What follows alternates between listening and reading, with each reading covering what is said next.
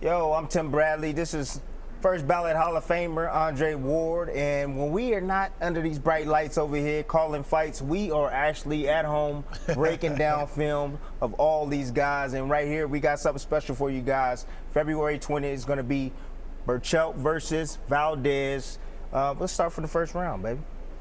Let's check this out. We got these coaches clickers right here, so we may be slowing things down, speeding things up, but we're trying to give you guys an understanding of what to look for as this fight gets closer from both fighters. Hey, let me back this up real quick to start the fight because I want you guys to see something. Everybody thinks that Berchelt's strength is his power. Yes, he has power, but the way he delivers his power is important. You know, his positioning, balance, great footwork, maintaining the proper distance at all times. He got fighting against a smaller guy that's trying to get in the inside, trying to get into his kitchen, but he's able to move away and out of range. And that range and distance that you're talking about is important, especially in the first round, because it keeps Berchelt far enough away where he doesn't get hit, but keeps his opponent close enough where he can land the shots that he wants to land. And everyone always talking about his defense. I was the one that was talking about his defense as well. Than Berchelt, he doesn't move his head all too often. No, he doesn't. But what he does well is he uses his legs to get out of range. That is a form of defense right here. You see Sosa trying to get in. Still can't seem to get to him just yet. And one thing to understand and one thing to note is that Berchelt got a 71-inch reach. Man, that's unbelievable. 71-inch That's unbelievable reach. for a 130-pounder. But this type of speed right here, this sequence in this first round between Berchelt and Sosa, it's going to be very similar in the first round or two between Berchelt and Valdez. Neither fighter is going to want to make a mistake. Both fighters are going to be bouncing on their toes, trying to look for the right range. Maybe they can sneak a right hand in, maybe a left hook, but nobody's going to want to make a mistake early. See, well, I'm going to pause this real quick. One of the things that Valdez is going to have to worry about, I'm wondering how he's going to approach this fight. Is he going to be the counterpuncher Valdez, or is he going to be the come forward Valdez? Well, you see Sosa coming forward, but he still can't get into Berchelt. Yeah. You know, and he's going to have to deal with the 72-inch reach or the 71-inch reach of Berchelt. You know, so I'm curious to see how he's going to approach this fight, especially early in this round. And it could be similar, like you said. He could be trying to make his way in the inside, but he better be careful. I'm going to go out on a limb, Tim, and say Valdez is going to be better than advertised, even though his last couple fights weren't great. And I think he's going to find a way to get inside of the reach of Berchelt. I'll put it like this. He's going to have to. He's going to have to figure it out. Yes, he is. Definitely going to have to. But I like what you said earlier about how punchers get the bad reputation about not being able to box at all, and good boxers get the bad reputation that they can't fight. Berchelt does have some defense. He doesn't show it all the time, but you see him thinking right here, and that's what I like. He's making some mistakes right here. Let me stop this and rewind this. Go ahead, rewind it. You see Berchelt making some mistakes, some offensive mistakes right here, where he's punching, but the mistake he's making is his chin right here. His chin is in the air.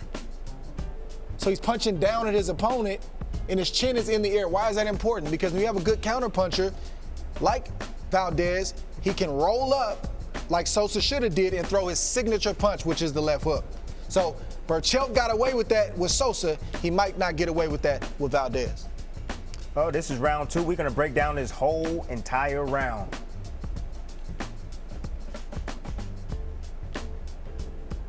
Start to see with a guy like Berchelt, he has an internal engine. He wants to get warmed up, find out his range like we talked about, and then you'll start to see him put 2 and 3 and 4 punches together. And you'll start to see this happen more and more during this round. I'm really impressed with his footwork, how he gets out of range, how he changed directions right there. He went right, then he came back left, and then that right there, I'm really impressed with that. Let me back that up real quick. Look at that, no wasted movement by him right here. Started right here, no wasted movement. Nice, saw the angle. Sosa got out of position real quick. What did he do? Followed him. Yeah. And because Berchelt's awkward, like you said, he just kept punching. He didn't allow Sosa to have a break just because he was off balance. Look at that. It's one thing that Oscar Valdez, sometimes he does get himself out of position when he swings wildly with a shot. He got to be careful doing that against Berchelt in this matchup, because you're going to see right here, a hook's going to be thrown. Got himself off balance. It was actually a jab that got thrown. See that one more time. Right here. Got himself a little off balance, and he took advantage of that. And that wasn't a pretty combination from Miguel Berchelt, but it was effective. Very effective. You can make those kind of mistakes when you have the kind of power that Miguel Berchelt has.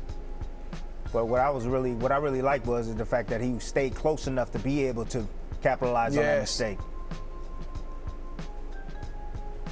And see, look, he's not just swinging at the head. He got to produce a knockdown, but he's swinging at the body, and that's what you need to do against opponents, especially when you get them hurt. Go down to the body. And you see Sosa, his legs are weak. He's still hurt. His equilibrium is thrown off. And then you said Miguel Berchelt starting to throw body punches like that. That's also going to weaken the legs of a fighter. And you see the fight to Sosa. You know, he got knocked down, but he's still trying to get close and still trying to. I got to go back to that. We can't just gloss over that. This right here, this is what you call heavy leather. And it may look like Miguel Berchelt is just throwing punches, but this is placed, meaning he's looking at the shot he wants to land, and then he's ripping that shot with a lot of ferocity and a lot of power. He got range. He really didn't want that left hook to the head. That's the shot that he wanted. It's straight a little low, but that's the shot that he wanted. Then he came back upstairs. Sosa blocked that. But even when you're facing a powerful puncher, punches that don't hit you clean, you still feel them. They still hurt. So Sosa's feeling some of these punches right now. So I'm going to tell you the similarity between Sosa and Oscar Valdez. Well, Sosa got knocked down, and what did he do? He got aggressive. Well, if Valdez gets knocked down, his MO is to go after the fighter. And you can see the more aggressive Sosa got, the more, she takes shots right like there. That. Look at that right hand. Come on now. See that shot right there in between. And credit to Sosa for taking that shot. Look at this. In between. Step back, boom. And again, look at the distance. Watch out Berchelt, how he keeps his distance to be able to extend. He put that jab out. Look at that, watch. Here we go. Look at that. Boom, get back, boom, boom. Shorten his shots up. Nice tie-up right there from Sosa. Yeah, it's about time. He got hit with about 16, 17 shots. It's about time to grab the opponent and give yourself a chance to recover. People make mistakes, fighters make mistakes, and even fans think that fighters are supposed to fight in this kind of situation when their equilibrium is thrown off and they're hurt. You either got to move away from your opponent or grab them until, like my dad used to say, the traffic cop comes. Yeah. The referee comes and breaks you up, gives you time to survive. I want to show you guys something. You know, a lot of people say this guy, Berchelt, doesn't have any defense. Well, in the midst of all this firepower he's dishing out, I want to show you something. Boom, boom, down to the body. Boom, moved his head underneath. Got his head out of range. Come back with offense. Nice little side step right there from him.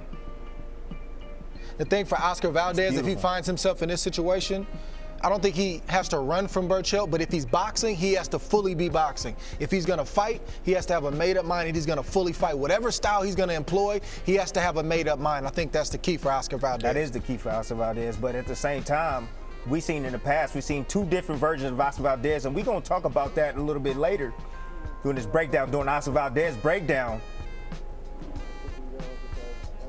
But Dre, this round alone right now, I haven't counted these punches, but it's up there near 100 punches around. Trust me on that, and man. And he landed most of them.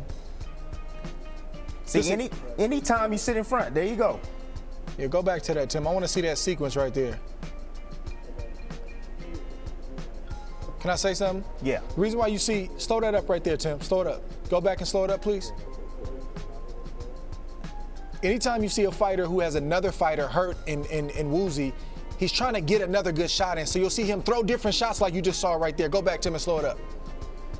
He's throwing wide left hooks around the guard. He's throwing body shots. He's saying, just let me get in there. Let me get to your chin. You see Berchelt throwing uppercuts. He's just trying to do anything he can. Another body shot right there, just to land a good shot to try to get this fight over with. So, Timmy, here we're going to move to the 4th round where Berchelt has Sosa hurt. Let's see how he finishes this fight.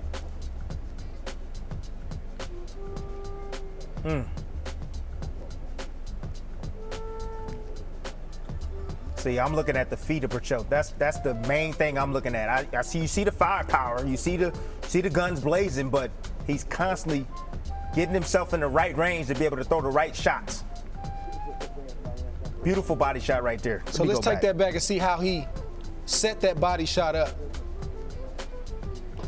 Berchelt, yes, he's making some defensive mistakes. We talked about his chin being up earlier, but his offense is his defense, meaning that the firepower is so strong that he keeps his opponent's hands in their pockets, so to speak, where they won't throw punches back at him. We see Sosa throw a punch right there, but when this kind of firepower is coming, uppercuts, left hooks, overhand rights, and then he goes to the body right there. See that's some nasty work right there. See, there's a shot that's available for a fighter. Watch this shot in slow motion. He's going to the head, but he's always thinking body. If I get a shot, I'm going to the body. Jab, right hand, left hook to the head. But this is the shot right here that Miguel Berchelt really, really wants right there. And 2 more shots for good measure on the way down. Great sequence from Miguel Berchelt. See, one of the things I'm looking at, if I'm his opponent, if I'm Zanfer Valdez, I'm constantly looking at that chin, straight up in the air. It's there. It's there to be hit. And look at the right hand. The right hand of Berchelt is always down. Even in that with those combinations right there. Go back one more time. And we know that Valdez, his left hook, he has a signature left hook. Either to the head or to the body. That's his money shot right there. If he can land that shot, he has the power to hurt Berchelt.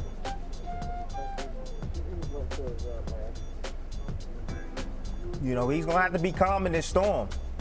Make sure he's at the right distance. He's probably going to have to lure in Berchelt to be able to land the shot. But, Tim, I'm going to stop it real quick and just make a point.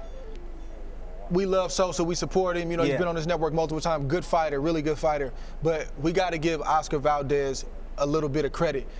Anything can happen in a boxing ring, but he's a better fighter than Sosa. He's gone further than Sosa has gone. We can't just assume that Valdez is going to be in the same situations and in the same spots that Sosa was in. He could be. He could be. Anything can happen. But it's going to be a harder situation for Berchelt to get Valdez like that. I think we just got to give him that benefit of the doubt, I believe. Definitely. I mean, he's a former world champion at 126 pounds. I mean, he's done a lot. He's had a ton of wars. Had about 3 wars that I've seen him in. Even got his jaw broken. But at the same time, I get it. He does have punching power to be able to hurt Berchelt, I believe. But more importantly, Dre, I think the problem is with Valdez in this fight is the fact that he's in between styles. Yeah. You know, is he a counterpuncher? Is he an aggressive fighter? I don't know if he knows what he is right now. Yeah. And that's the biggest issue that I'm having with him, that we're going to be watching his fight here in just a minute. We're going to break it down in just a minute. But that's the biggest problem that I have with him right now. I'm unsure how he's going to approach this fight. Is he going to be the counterpuncher that we saw him in the Velez fight? Or is he going to be the aggressive fighter that we saw against Lopez? Well, Jay, we just got done watching Berchelt, man. What you think? A beast. Yeah. Especially when he gets you hurt. When he gets you hurt, and I'm talking Miguel Berchelt, he's all gas and no brakes. Well, we about to get into Zanfer Valdez as he fought against Jason Velez, starting the first round right now.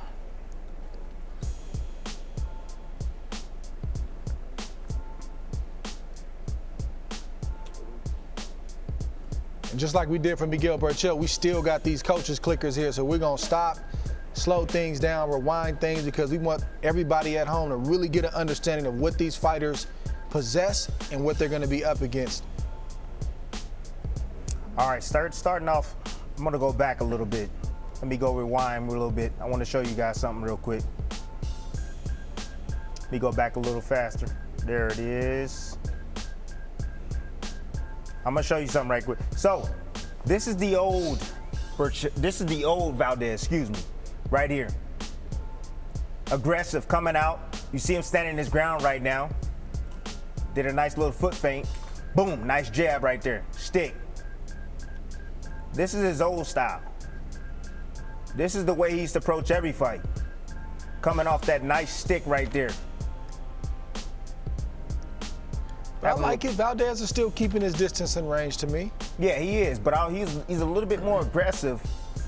Yeah, he's towing the line a little bit. Yeah, a little bit more aggressive. But slowly in this round, you're gonna see him transition. He's gonna transition into more of a counterpuncher. And that's the style that Reynoso's been trying to get him to adapt to. This first round against Miguel Berchelt, when they ultimately fight, is going to be very, very key for both fighters, but I think more so for Valdez because he's going to have to dictate what kind of fight is going to be fought on the night.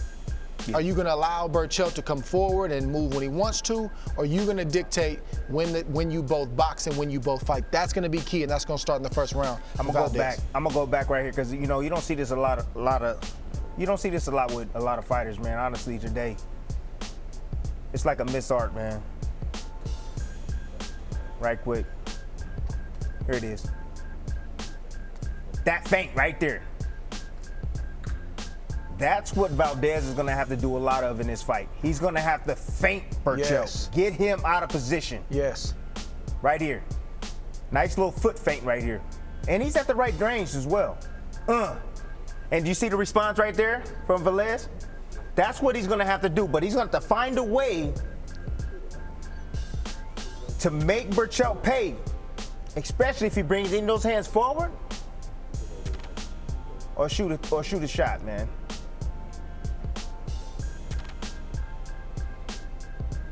Now you're seeing the defense right here from Valdez. I think one thing we're not seeing enough of in this first round from Valdez is the jab, the punch you just saw right there. He landed it there, but he's got to pick up that punch overtime when he fights Miguel Berchelt February 20th. Well, I just saw a shot right here, and this is literally his bread and butter right here for Valdez. He loves this shot. You go back real quick. Not that one. It's coming up here real soon. I think you might be talking about that left hook. Yep, lead left hook. There it is, right there. That shot right there. Let me go back.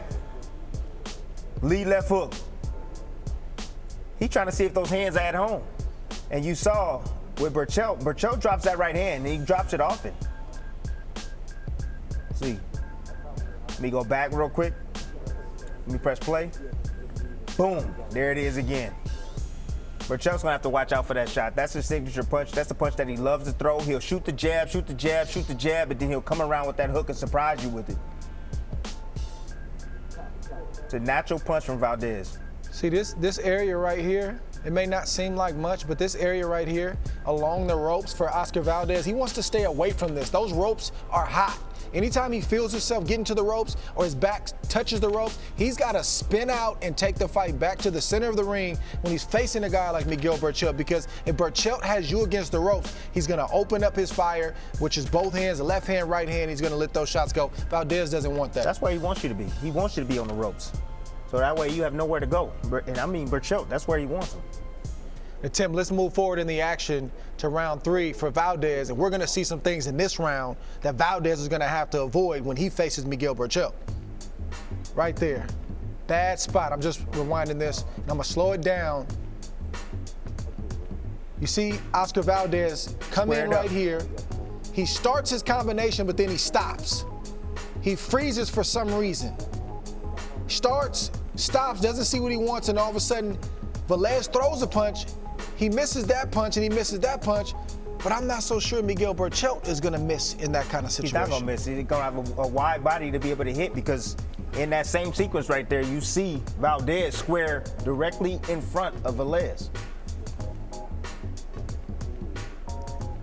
These kind of mistakes we're pointing out, they're not all mistakes. He's doing some good things too, but these mistakes can be very costly when you're facing a guy who can punch as hard as Miguel Berchelt. Critical.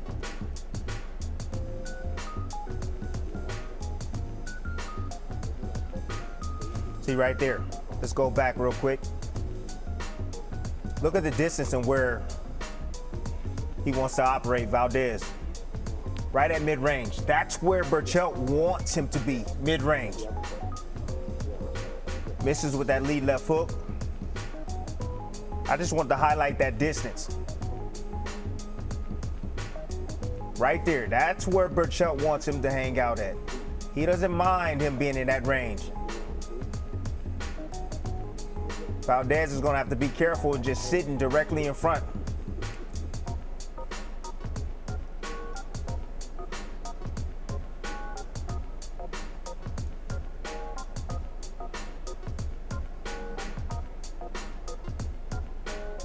See, there's a lot of punches coming. See, Valdez is letting his hands go. And it seems like to me that Valdez is somewhat being very tentative, very indecisive with his offense. Like, I'm gonna stop that and rewind that back to the sequence that you're talking about, Tim. It just almost seems like he's thinking, like, should I go get him? Here we see it right here. Should I stay defensive? And that's the battle that I'm saying that he has between the two styles. His old ways and the new ways that Reynoso's trying to instill in him. And the old way is slugging and fighting, and the new way is boxing and being smart. Yeah, but he's battling between himself. He's battling with himself on what to do. And he can't have these type of moments in a fight with Berchelt. Every second count. Oh, there it is right there. Again, getting himself out of position, falling in. What do we talk about with Berchelt? He's great at controlling distance and range. You fall in like that, expect Berchelt to step back, get his distance, and then fire. He has to make sure that he does not fall in any time against Berchelt. And then there it is again, another mistake right here. He's hanging out where, Dre? Towards the ropes. Yep, that's where he doesn't want to be. And then what he does here, pull straight back. With his left hand down. And Valdez follows Valdez back with 2 punches. That's exactly what Miguel Berchelt is going to do. And we've seen Sosa do the same thing. And I think Valdez, has the most success when he does fight with both hands and he's all in. He's not hesitant. Or when he wants to box and he's boxing all in. He's not trying to decide, should I punch or should I play defense? He's got to let it flow. He's done all the training, all the drilling with Eddie Reynoso and his team. Just trust that it's going to be there when you need it.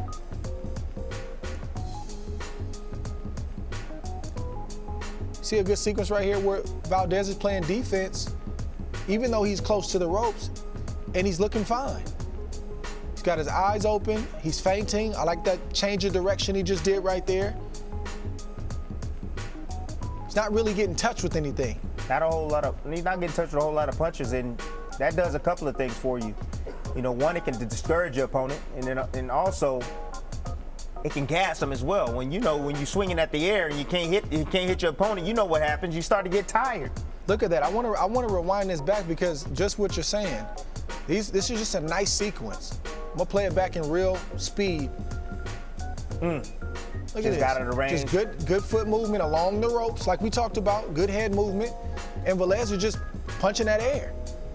Very discouraging, like you said. And then beautiful. That sets up a counter for Valdez. But that's beautiful range right there, and pretty good balance as well with that counter. Here it is, slow mo, boom, boom. Doesn't seem like much, but those kind of punches add up. When you at the proper distance, see, when he's at his proper distance, that's when he's at his best. Seems like he's starting to get really comfortable here. It's a nice sequence from Valdez. Like, he has to do that consistently against Miguel Berchelt, February 20th. We saw how Berchelt finished. Now we want to see, when Valdez has an opponent hurt, how he finishes.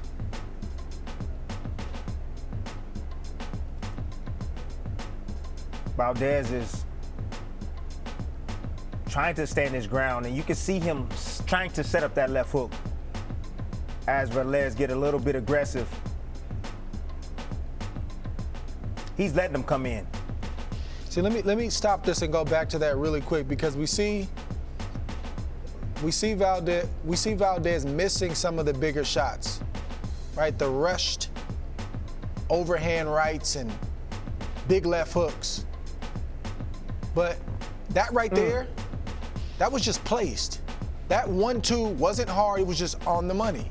Just boom, boom. Those are the kind of shots that a boxer wants to stay disciplined with when they're facing a big puncher like Berchelt. Don't throw it hard.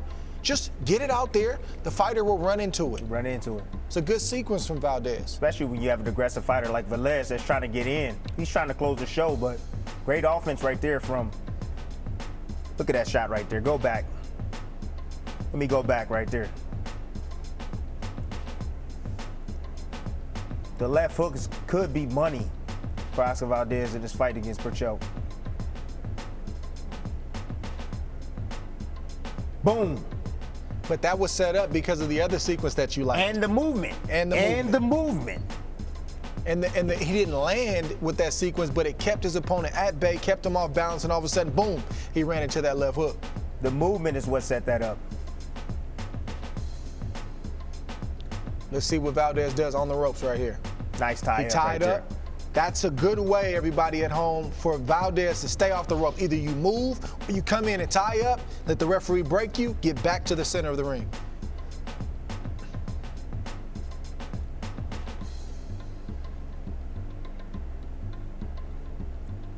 Look at that. Go back real quick. Let me go back real quick. Let me go back real quick. It's a good sequence. You see him put the binoculars on right here. What he's doing, he's looking for mistakes of Valdez. He sees Valdez getting real aggressive, but he also is making a lot of mistakes. I got to go back one more time, Tim. I'm sorry. Go ahead. Look at this. That same sequence you said right there. Watch this. We see him take a half step back, half step back. He got touched with that. That's okay. Landed his own shot, but look at him turning. The left leg, the left foot is where it needs to be. He's turning, pushing on the head of Valdez to get him away from him and allow himself to get back to the center of the ring. Well, that's great sequence. That's exactly what he's going to have to do against Berchelt. He can't go straight back. If he goes back, it's going to be one time. One step back, and then he's going to have to exit out. Did he hurt him with that shot right there? Got to go back to that. He hurt him with that shot. Because after all that good work, here we see it pay dividends right there. I'm gonna go back one more time so you guys can see this. Watch the setup. This is the shot that Valdez throws. That's his money shot. It hit Valdez behind, top of the head, sort of behind the ear, threw off his equilibrium, and now you see Valdez get very aggressive because he wants to land another big left hook. He's gonna have a lot of opportunities to land that type of shot against Berchelt, Dre. Especially if Berchelt get a little bit over anxious, rushes his shots like he sometimes do. You see him when he gets over, I don't know, he throws too many punches in one sequence. And if he doesn't judge it, and if he doesn't judge the distance right, he can get caught with that same shot. I'm gonna go back to this because we see Valdez just throwing punches, and you see Valdez in position. He's not throwing, but he's just looking. He's waiting and he's looking. He's waiting and he's looking. Boom. Right on the button from Oscar Valdez. Down goes Valdez. But that was all set up by the patience. And I'm going to go back just a little bit further of Oscar Valdez. Valdez is throwing, but he's not throwing with purpose. He's just throwing punches. And Valdez is staying close. He's watching. Boom. Landed that shot. And he knows I'm coming back with the left hook. That's my favorite shot. If I could just get it on the chin, I can drop Valdez just like he did. See, I Great like that sequence right there. I like that sequence right there, Dre, and I like it so much. I'm gonna go back to it, my brother. Let me go back to it one more time, real quick. I'm looking at the step back. I'm looking at his positioning. I'm looking at, boom. That shot right there is a shot that Berchelt was knocked out with. Those two punches right there. If you go back and study the history of Berchelt, he's been knocked out before. He's been stopped. Well, those two punches right there, an overhand right and a left hook. This nice little push off to get distance. Steps back, sees Valdez coming in. Perfectly timed over the jab. Yes, boom. Perfectly timed. Steps back.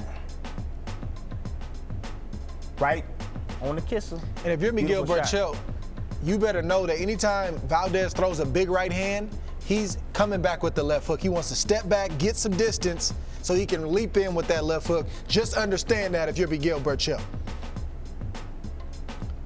Valdez is one of the great finisher too. At 126, he was one of the best at it. And I knew, as soon as he dropped Valdez, I knew this fight was going to be over. Let's go back and see that sequence one more time. I just want to see it. Beautiful work right there. You know, I didn't give him a whole lot of credit for this fight, this particular fight. But after rewatching this, champ, he set up this knockdown. I think all the defensive moves that he did early on, tired out Valdez, got him overconfident. He was coming in, getting real aggressive. Then boom, he was able to land a kill shot to end this fight. But see, it's amazing how when we do this, when we sit down and talk and we slow things down, rewind, fast forward, we gain more insight. We're watching the fight in real time, but we really get to study the fight, and this is what we hope to bring to the people at home so they can gain a better understanding and get a better IQ in the sport as well. Dre, I don't know about you, but I kind of like this setup, man. You know, reviewing the fights. You know, what you think, man? I really think this is going to be a great, exciting fight, and I think that all the fans need to tune in and watch this baby. Man, I'm a student of the game like you are, Tim, so I love this setup, and I also love even more teaching the people so they can understand, come fight night, they can be a little bit more versed on both fighters and what to expect. Well, I think the people at home, I think that they think that we just show up and just, you know, call the fights and, you know, we don't really sit down and do our homework. But, man, we do our homework thoroughly. And as they can see, you know, we did our homework on both these guys. And, you know, both these guys, you can see they're true warriors. Both guys have punching power. Both guys are from Mexico. Both guys are fighting, you know, for relevancy, not only for the United States, but also for Mexico, baby. Yeah. It's going to be a great fight, man. You know, it's kind of hard to pick on who. I mean, after watching this footage right here, I think Valdez definitely got a chance. I wasn't giving him a chance at first, but, you know, looking and seeing the mistakes that Berchelt makes and looking and seeing, you know, the mistakes that Valdez make as well, it's a toss-up fight, man, a 50-50 fight possibly. But, you know, I'm excited. It's coming. And everybody's at home is going to have to tune in and check this fight out because this could, I'm going to call this Fight of the Year. I'm calling it right now. Timmy, it's definitely a Fight of the Year candidate. I'm through the roof about this fight. You know, these are the kind of matchups that get me excited about boxing, and I hope gets the people at home excited because this is truly a career-defining fight for both guys. Neither guy can really afford to have a setback at this stage in their career. I think they're going to deliver, and this is going to be the next chapter in not just, you know, Mexican history where two Mexicans go at it, but boxing history live on ESPN February 20th. You guys don't want to miss this.